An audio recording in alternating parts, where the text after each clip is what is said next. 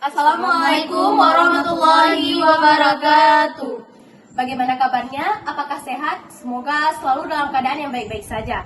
Nah, dalam video kali ini kami akan mengadegankan metode pembelajaran yaitu metode diskusi. Selamat menikmati videonya. Assalamualaikum anak-anak. Waalaikumsalam. Bagaimana kabarnya? Apakah sehat? Alhamdulillah. Sebelum kita mulai pelajaran, alangkah baiknya kita berdoa terlebih dahulu. Berdoa dimulai. Alhamdulillah. Baiklah anak-anak, sekarang ibu akan mulai absensinya. Bagi yang disebutkan namanya harap untuk mengacungkan tangannya. Baik, Ibu. Khairani di tengah. Saya Bu. Laini Nazila. Ada Bu. Mutia Alfiani. Devi Triputri. Ada Bu. Nanda Aulia Rizky. Nisa Julianda. Ada Bu. Nafasa Fitri. Sakit Bu. Sakit. Iya Bu. Husnul Fatimah. Izin Bu, izin Bu. Berarti ada 2 orang yang tidak hadir ya? Jadi kan besok-besok kalau tidak hadir harap diberitahukan kabarnya kepada kawan-kawannya agar kita semua tahu apa halangan dia tidak hadir ke sekolah. Oke, selanjutnya ibu ingin tanya kalian masih ingat nggak materi minggu lalu tentang apa? Masih Bu. Sedikit Bu, sedikit. Oke, tentang apa? Apa ini? Tentang puisi Bu. Oke, ada bisa menyebutkan pengertian puisi itu apa? Mutia Alfiani bisa? Bisa Bu, puisi itu adalah ungkapan hati melalui tulisan. Ya, betul sekali. Jadi puisi itu adalah salah satu karya sastra merupakan ungkapan hati melalui tulisan yang mengandung lirik, ritma, baris, dan lain sebagainya. Oke, satu lagi, ibu ingin bertanya kepada Khairani di Toman. Coba sebutkan jenis-jenis puisi lama. Nggak tahu? Kalau yang tahu silakan. Ya Bu, jenis-jenis puisi lama itu ada syair, pantun, balada, terus ada gurindam dan lain. Betul sekali. Alhamdulillah ternyata masih banyak yang mengingat pelajaran minggu kemarin. Oke anak-anak, ibu ingin tanya, kalian itu pernah nonton drama Korea dan K-popers? Pernah Bu. Pernah? Ada yang pernah, ada yang enggak? Oke. Jadi itu kalian nonton untuk sekedar hiburan atau mungkin ada unsur lain? Sekedar hiburan. Ya memang kalau hal-hal seperti itu hanya dijadikan sekedar hiburan saja, jangan berlebihan karena takutnya nanti bisa mempengaruhi kehidupan kita sehari-hari. Jadi berhubung kita hari ini sedang bahas Korea-Koreaan, jadi ibu pengen kita belajar hari ini menggunakan metode diskusi. Jadi nanti ibu akan bagi kalian ke dalam beberapa kelompok, kemudian secara bergiliran kalian akan menyatakan pendapat kalian mengenai suatu masalah. Udah tahu kan tentang apa hari ini? Nih tentang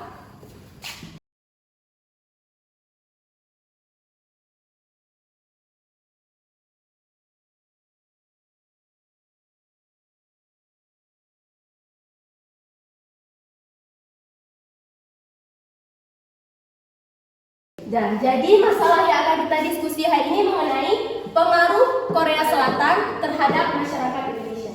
Terhadap baik itu bagaimana perilakunya, bagaimana kesehariannya, dan lain sebagainya. Jadi sekarang ibu akan bagi kalian ke dalam 3 kelompok ya. Ya Bu. Yang Henry di tengah sama Laini Nazila itu berdua, ini berdua. Coba silakan bergabung sama kelompok ya. Oke. Dekat-dekat kamu.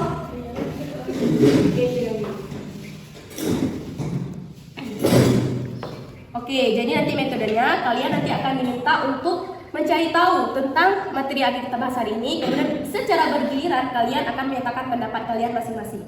Sebelum kita lanjut ke metode diskusi, ibu ingin bilang dulu tujuan pembelajaran melalui metode diskusi ini. Jadi yang pertama bisa melatih kemampuan public speaking kita berani berbicara di depan umum, berani mengemukakan pendapat. Kemudian yang kedua melatih kemampuan otak kita untuk berpikir masalah-masalah kritis seperti masalah kita pada hari ini yaitu mengenai pengaruh Korea Selatan terhadap masyarakat Indonesia. Jadi ibu akan kasih sedikit pengantar. Jadi banyak bukan sekarang anak-anak muda tuh sangat menggemari Korea Selatan atau lebih kita kenal dengan sebutan Hallyu. Di sini ada yang tahu K-popers itu apa? Ada yang tahu? K-popers itu saya Bu. K-popers itu adalah pecinta Boyband Korea. Oh ya. Kalau K-popers itu pencinta boyband, girl band, dan pokoknya orang tuh yang nyanyi-nyanyi itulah. Ha? Sedangkan K-dreamer itu pencinta drakor-drakor Korea, drama-drama Korea. Berarti Hallyu itu di dalam itu ada K-popers sama K-dreamer. Jadi pada tahun 2019 ternyata anak-anak Indonesia itu menduduki peringkat kedua sebagai negara yang paling banyak streaming video-video Korea. Berarti dari situ saja kita sudah tahu bahwasanya sangat tinggi minat remaja-remaja Indonesia dalam menyukai Korea-Korea itu kan. Ternyata itu ada plus minusnya juga. Mungkin ada plusnya beberapa, ada minusnya juga. Ibu akan bilang minusnya. Minusnya yang pertama dari segi biaya. Paling rendah biayanya pasti kuota, ya kan? Kita jadi K-popers miskin pasti paling rendah kuota. Kita tuh download, streaming dan lain sebagainya. Paling tinggi kita pasti mengeluarkan biaya, beli album, nonton tiket, beli tiket konser, merchandise, lightsticknya dan lain sebagainya. Jadi sekarang berhubung kita bahas mengenai ini, sekarang kalian anak-anak diminta untuk mencari tahu di internet, boleh berdiskusi bersama kawan-kawan sekelompok juga boleh, mengenai pengaruh Korea Selatan terhadap pola kehidupan masyarakat Indonesia. Ibu beri waktu sekitar 10 menit untuk kalian berdiskusi, kemudian secara bergiliran kalian akan menyampaikan pendapat kalian. Silakan.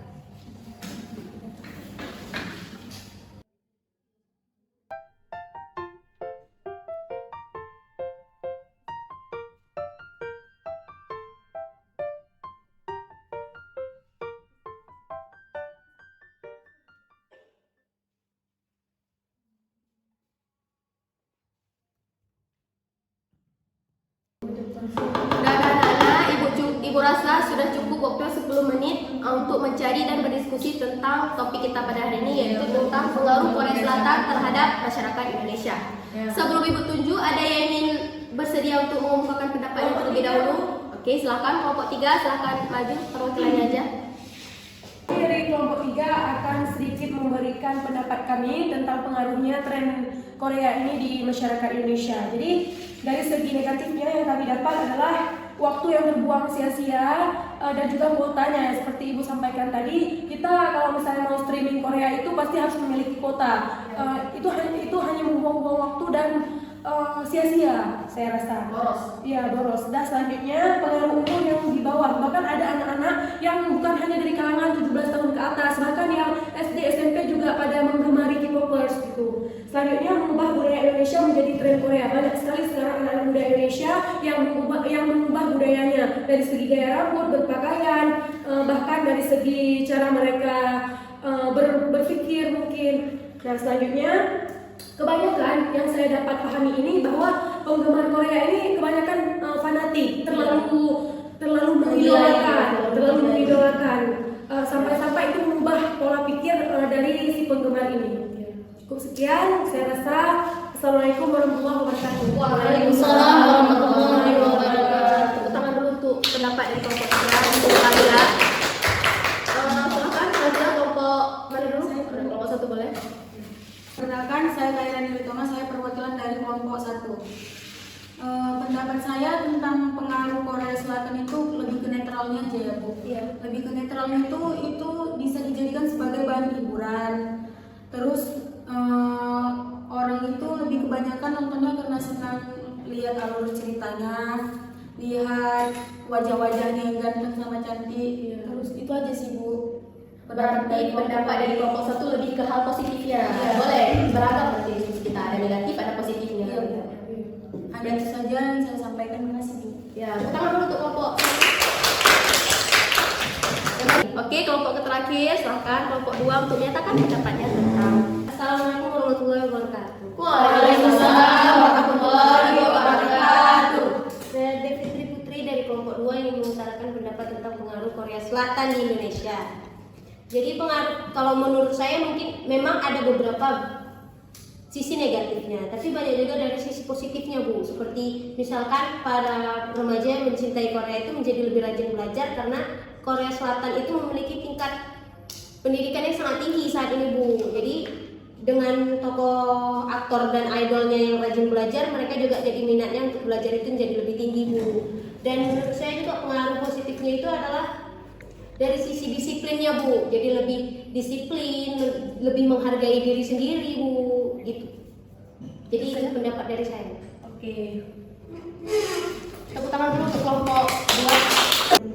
Ya, anak-anak ternyata pendapatnya itu sangat beragam ya. Ada yang positif, ada yang negatif. Tapi menurut Ibu lebih ke negatifnya. Kenapa? Karena kalau menggemari Hallyu atau Korea Selatan itu kayak kita tuh banyak hal-hal yang terbuang sia-sia, kayak banyak waktu yang tidak terpakai, banyak menghabiskan biaya juga. Kayak mengubah pola kehidupan juga, kayak tadi Ibu bilang tadi, kayak yang pertama kita makan pakai sendok, sekarang diganti pakai sumpit. Habis itu pakaiannya pun kan pasti kita ada meniru tren-tren Korea-Koreaan gitu. Baiklah, dari pembelajaran kita hari ini kita diskusi mengenai pengaruh Korea Selatan terhadap masyarakat Indonesia. Ada yang ingin menyimpulkan materi tentang hari ini? Ya, ingin membuka silakan. Silakan Anda oleh Rizky. Hari ini saya rasa tidak masalah menonton Korea, itu tidak masalah asalkan tahu batasan, tahu waktu, tahu cara minimalisirnya seperti apa. Karena seperti diskusi kita pada hari ini, Korea Selatan itu memberi dua pengaruh, positif dan negatifnya. Tergantung para fansnya ini mengaplikasikannya di kehidupan sehari-hari seperti biasa. Contohnya misalnya kayak di positif. Kalau negara Korea ini kan negara yang sangat disiplin, kita bisa mengikuti itu. Terus negara Korea juga negara yang memiliki teknologi yang tinggi, kita juga bisa melihat dari segi itunya. Ya, jadi tergantung para fansnya. Kesimpulannya gini, boleh menggemari sesuatu tapi pasti ada positif negatifnya. Kayak dari segi budayanya kan kita pasti terpengaruh kan. Jadi orang Indonesia pasti terpengaruh dari segi budaya, sosialnya, ekonominya pasti terpengaruh tuh kalau menggemari drama Korea. Jadi maksud Ibu pembelajaran hari ini itu bukan melarang kalian itu tidak menyukai drama Korea ya, itu tidak. Maksud Ibu kalian itu harus pandai-pandai jaga waktu, batasi diri dari hal-hal yang berlebihan, jangan terlalu fanatisme gitu ya. Oke, untuk evaluasinya Ibu akan bertanya kepada per kelompok satu-satu pertanyaan saja dan nanti kalian menjawabnya ya. Oke, kelompok 1 Ibu ingin bertanya, apa tujuan kita belajar lewat metode diskusi ini?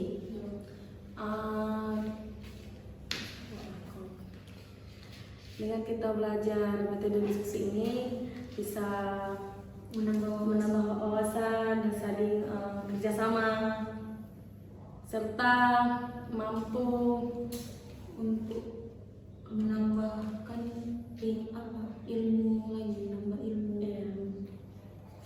Yang lain ada pendapat? Silakan. Nah, jadi menurut saya metode diskusi ini sangat baik dikarenakan kita selain menambah wawasan juga bisa bertukar pikiran, pendapat dari kawan-kawan, pendapat dari kita. Jadi kita sama-sama saling mendiskusikan, bekerja sama dengan pendapat yang kita punya. Kedua untuk kelompok 2, dari pembelajaran hari ini coba Anda simpulkan bagaimana pengaruh Korea Selatan terhadap pola kehidupan masyarakat Indonesia. Pengaruhnya itu tergantung dari fansnya sendiri, Bu. Mau mengaplikasikan bagaimana cara dia meminimalisir kegemarannya terhadap Korea dengan kehidupannya sehari-hari, Bu. Ya, benar sekali yang dibilang oleh David Putri. Pertanyaan untuk kelompok 3, pertanyaannya, apakah metode diskusi ini cocok dan tepat kita gunakan dalam pembelajaran? Coba jelaskan pesan dan pesannya. Silakan. Oke. Baik Bu, bagi kami dengan metode ini sangat cocok untuk kita gunakan. Jadi kita dengan menggunakan metode ini kita nggak bosan gitu. Jadi ada diskusi antara kawan, ada pro kontranya gitu. Itu saja. Intinya kita cocok lah ya untuk metode diskusi ini. Iya. Melatih public speaking tadi Bu Perupa bilang. Kita bisa berani mengemukakan pendapat di depan orang lain. Betul. Ya, anak-anak, Ibu rasa cukup untuk hari ini. Sebelumnya ada yang ingin bertanya tentang metode diskusi atau materi hari ini? Tidak ada, Bu. Baik, Ibu juga berterima kasih kepada anak-anak semua karena sudah berpartisipasi aktif dalam pembelajaran hari ini. Oh ya, untuk minggu depan teks yang akan kita bahas mengenai teks ceramah. Tolong di rumah dicari contoh teks ceramah dan dibawa ke sini. Mohon jangan sama ya, biar lebih bervariasi. Sekian dari Ibu. Wassalamualaikum warahmatullahi wabarakatuh. Waalaikumsalam warahmatullahi wabarakatuh. Sekian dari kami. Wassalamualaikum warahmatullahi wabarakatuh.